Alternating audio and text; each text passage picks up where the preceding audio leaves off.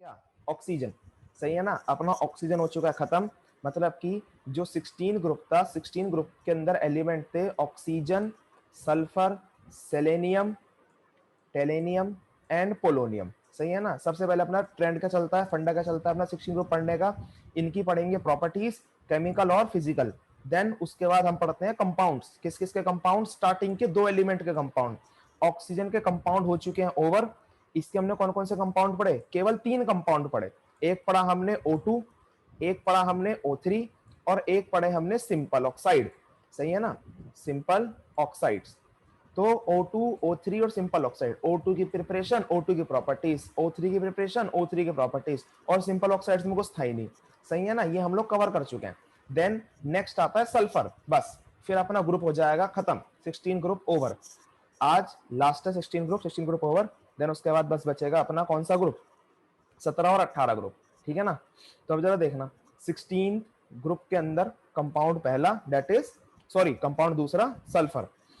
तो देखना जरा, सल्फर के सबसे पहले आते हैं एलोट्रॉपिक फॉर्म। एलोट्रॉपिक फॉर्म का मतलब जो तुमने बचपन में पढ़ी होंगी, जैसे कार्बन के एलोट्रॉपिक फॉर्म होते हैं डायमंड, और कौन सा होता है डायमंड के अलावा, कोल, बकमिनिस्टर फुलरेंस, सही है ना, बकमिनिस्टर फुलरेंस, ये सब क्या होती थी, कार्बन की एलोट्रॉपी फॉर्म होती थी। ऐसी सल्फर की 2 एलोट्रॉपी फॉर्म होती है, एक होता है रोम्बिक सल्फर और एक होता है मोनोक्लिनिक सल्फर। कौन कौन से बोले, एक बोला रोम्बिक सल्फर और एक बोला मोनोक्लिनिक सल्फर। रोम्बिक सल्फर को अल्फा सल्फर भी कहते हैं, रोम्बिक सल्फर को अल्फा सल्फर भी कहते हैं, और मोनोक्लिनिक को बीटा सल्फर भी कहते हैं, सही है ना। Alpha, beta, rhombic and monoclinic, सही है ना। रूम टेम्परेचर पे स्टेबल फॉर्म होती है रोम्बिक सल्फर, सही है बच्चे। मतलब कि रूम टेम्परेचर पे जब तुम सल्फर को देखोगे तो उसकी स्टेबल फॉर्म आएगी कौन सी, रोम्बिक सल्फर। लेकिन जैसे तुम लोग रोम्बिक सल्फर को हीट करोगे, और हीट करोगे अबव 370 केल्विन, सही है ना, 370 केल्विन से ऊपर अगर तुम इसको क्या कर दोगे, हीट कर दोगे, देन रोम्बिक सल्फर ब्रेक हो जाएगा किसके अंदर, सॉरी ब्रेक क्या कह रहा हूं, ट्रांसफॉर्म हो जाएगा मोनोक्लिनिक सल्फर के अंदर, सही है ना। रोम्बिक सल्फर ट्रांसफॉर्म हो जाएगा मोनोक्लिनिक सल्फर के अंदर। तो ध्यान रखेंगे, सल्फर की 2 इलेक्ट्रोपिक फॉर्म, रोम्बिक और मोनोक्लिनिक, इनके दूसरे नाम अल्फा और बीटा। स्टेबल फॉर्म कौन सी है, रोम्बिक सल्फर। और जब तुम रोम्बिक सल्फर को हीट करोगे 370 के ऊपर, तो वो चला जाएगा किसके अंदर, मोनोक्लिनिक सल्फर में, सही है ना। ये तो बात होगी एलोट्रोपिक फॉर्म ऑफ सल्फर की।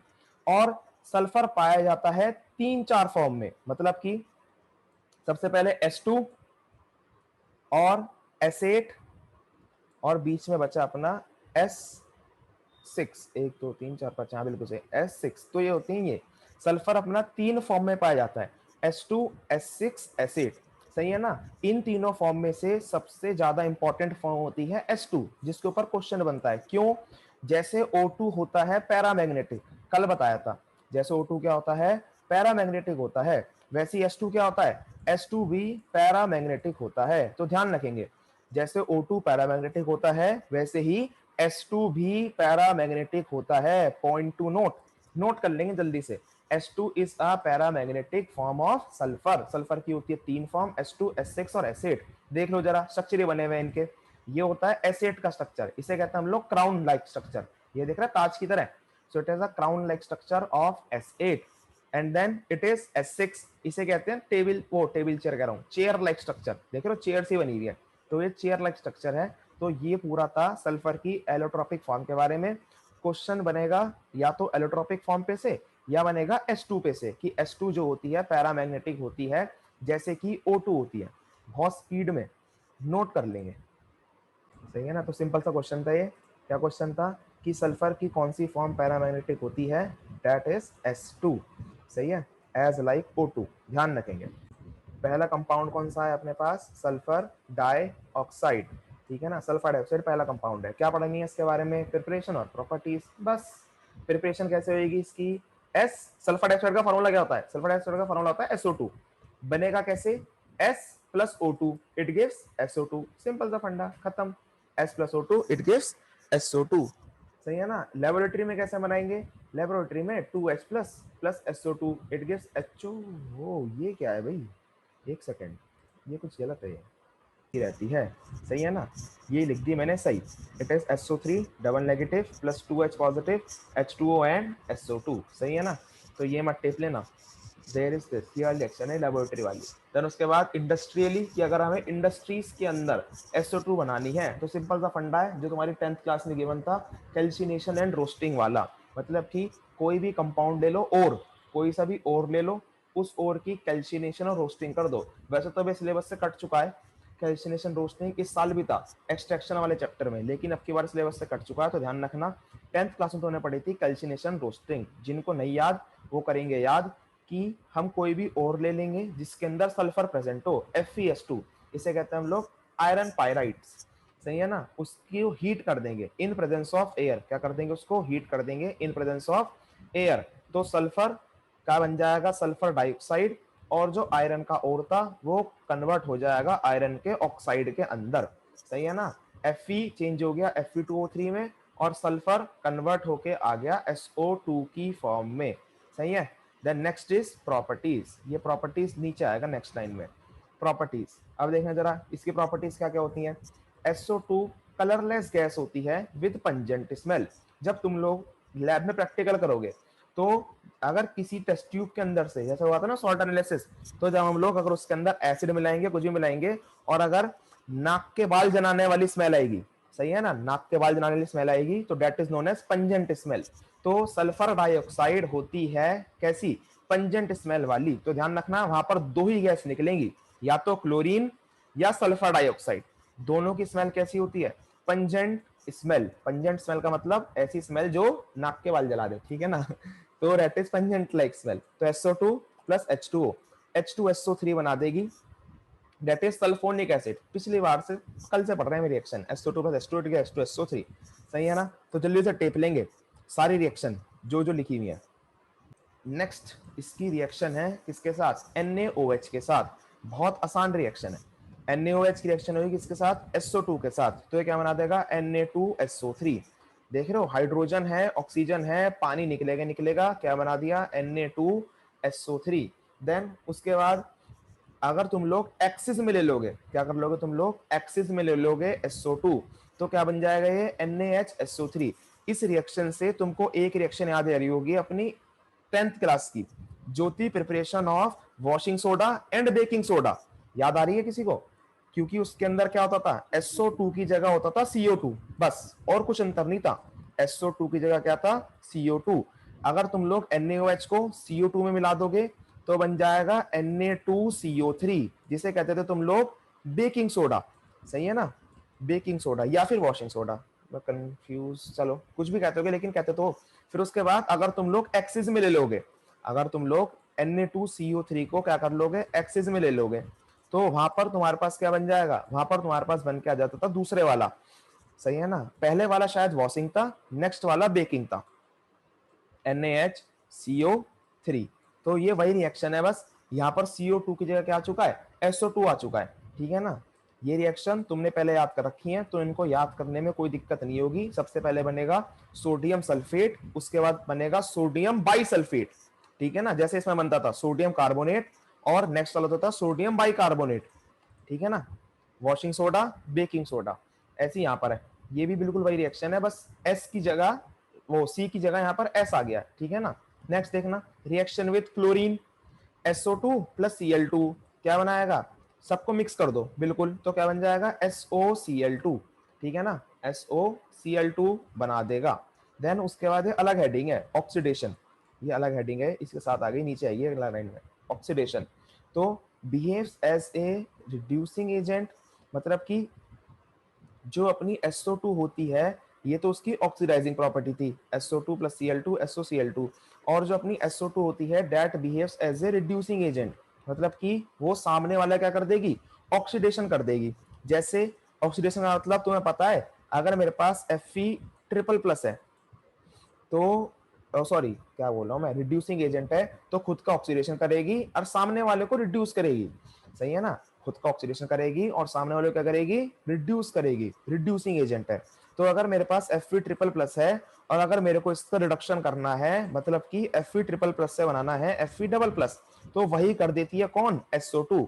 SO2 चेंज कर देती है Fe ट्रिपल प्लस को Fe डबल प्लस में। ये लिखी हुई reaction Fe triple plus plus SO2 और इसका सॉल्यूशन, सही है ना, मतलब कि पानी मिला दिया तो क्या बन जाएगा अपने पास, ट्रिपल से बन जाएगा डबल, ट्रिपल से क्या बन जाएगा डबल।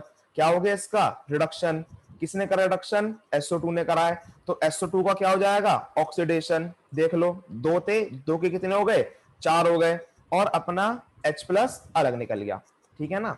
SO2 ने क्या करा है, रिडक्शन करा है, तो Fe ट्रिपल प्लस से क्या बन गया Fe डबल प्लस, इसे कहता हूं रिडक्शन।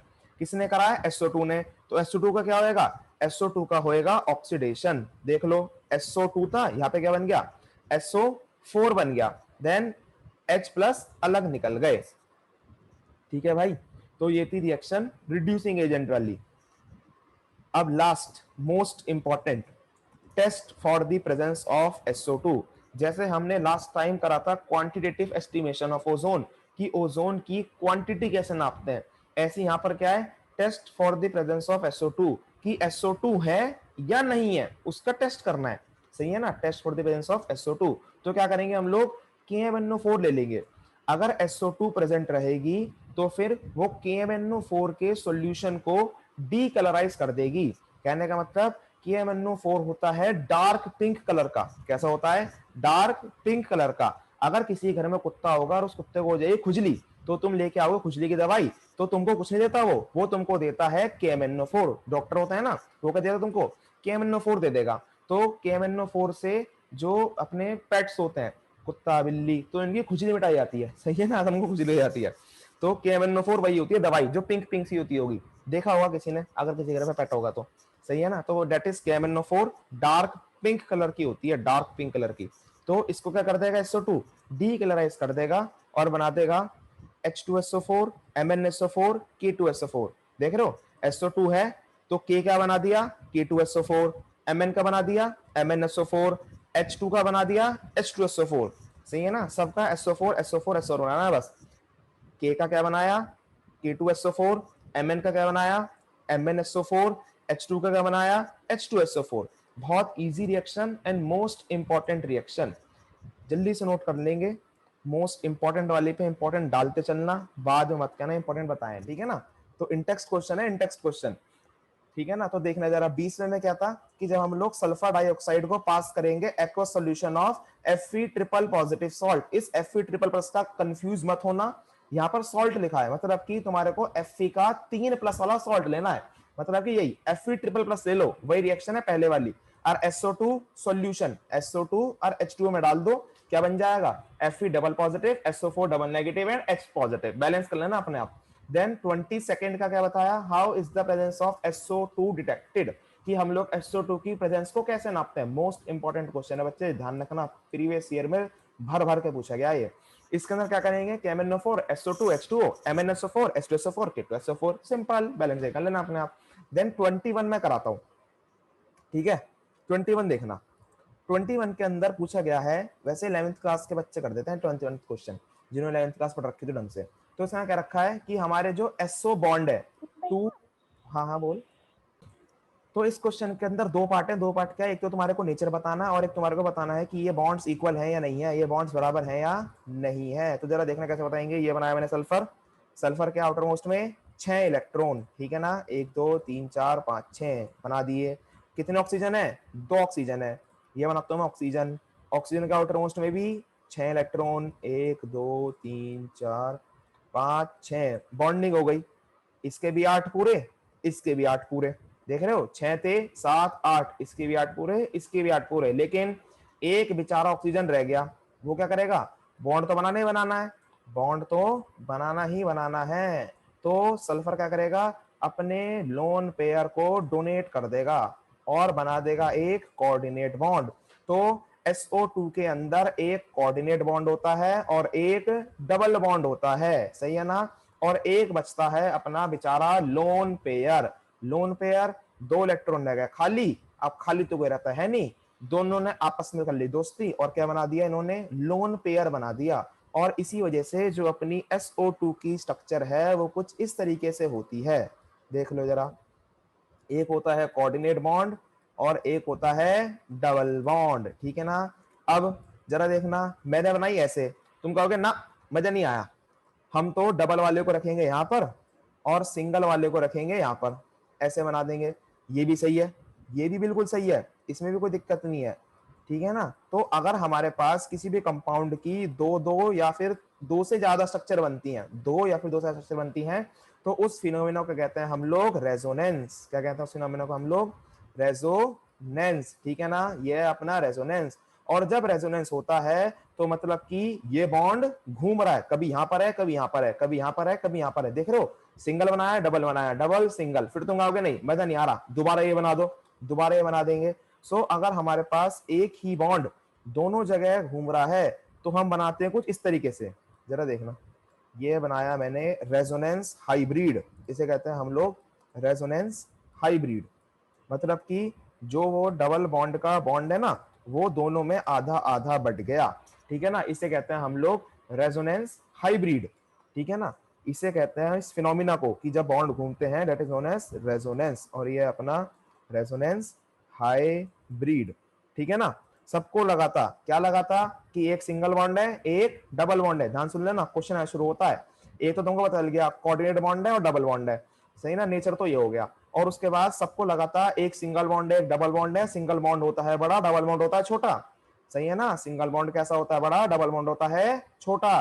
तो दोनों बॉन्ड की बॉन्ड लेंथ अलग अलग होनी चाहिए थी, दोनों बॉन्ड की बॉन्ड लेंथ अलग अलग होनी चाहिए थी, लेकिन इसमें क्या लग गया? रेजोनेंस लग गया। रेजोनेंस लगने की वजह से जब बन गया रेजोनेंस हाइब्रिड, दोनों पे बॉन्ड हो गए बराबर, तो रेजोनेंस की वजह से क्या लिखेंगे हम लोग? ड्यू टू रेजोनेंस, रेजोनेंस की वजह से जो बॉन्ड की लेंथ है वो क्या हो चुकी है? बराबर हो चुकी है, बॉन्ड लेंथ इज इक्वल, ठीक है बच्चे। सो इसका आंसर आएगा कि इन मॉलिक्यूल्स के अंदर SO जो बॉन्ड है वो इक्वल है, क्योंकि इसके अंदर क्या लग रहा है? रेजोनेंस लग रहा है, जबकि एक सिंगल बॉन्ड है, डबल बॉन्ड है, लेकिन जब भी क्या है? दोनों बराबर, सही है ना। फिनोमिना क्या होता है? फिनोमिना होता है डबल बॉन्ड छोटा होता है as compare to single bond, लेकिन ऐसा इसमें नहीं चला। क्यों नहीं चला? क्योंकि इसमें चल गया रेजोनेंस, ठीक है ना। आंसर लिख लेंगे बहुत स्पीड में।